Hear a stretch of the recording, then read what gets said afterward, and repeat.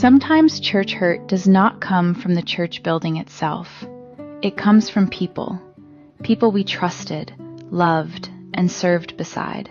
And one of the hardest things to process is when conflict is not handled biblically, especially when children are involved. Sometimes young people have disagreements, feelings get hurt, words are said, mistakes are made on both sides.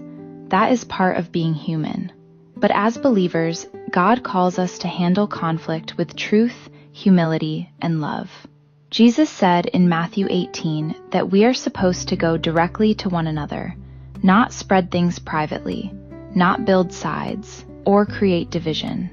And sadly, sometimes church conflict leaves people feeling rejected, forgotten, or less important, especially children. Maybe you know that feeling. You watched people walk away, friendships changed, people stopped talking to you, and suddenly it felt like you no longer mattered. But listen carefully to this. People choosing sides does not determine your worth, and the actions of imperfect people do not change the heart of God toward you. Psalm 27:10 says, "When my father and my mother forsake me, then the Lord will take me up." Even when people fail us, God does not cast his children aside. Sometimes in church hurt, young people begin wondering, was I not important enough? Why did nobody defend me? Why did they believe the other side? Why was someone else protected, but not me? Those questions are real, and those wounds run deep. But your value was never determined by who stayed, who left, or who chose another side. Your value was settled at Calvary.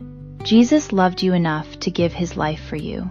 And sometimes people in leadership fail. Sometimes adults mishandle conflict. Sometimes emotions, pride, loyalty, or favoritism cloud judgment. But Jesus is not like that. He is a faithful shepherd. The Bible says in Psalm 34:18, "The Lord is nigh unto them that are of a broken heart, and saveth such as be of a contrite spirit." God sees the tears nobody else saw.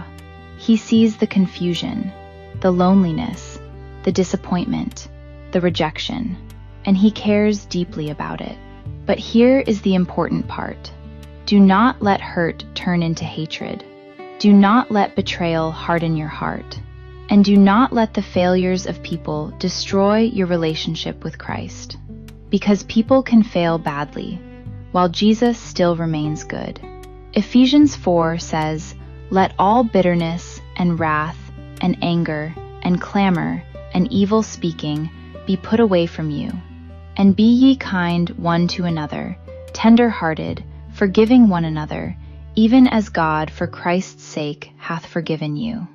Forgiveness does not mean pretending wrong never happened. It means refusing to let the pain poison your spirit. And sometimes healing begins when we stop asking, "Why did people fail me?" and start resting in this truth. Jesus never will. If your heart is hurting today, if your family feels wounded, if your children feel rejected, please remember this. God has not forgotten you. He still sees you. He still loves you.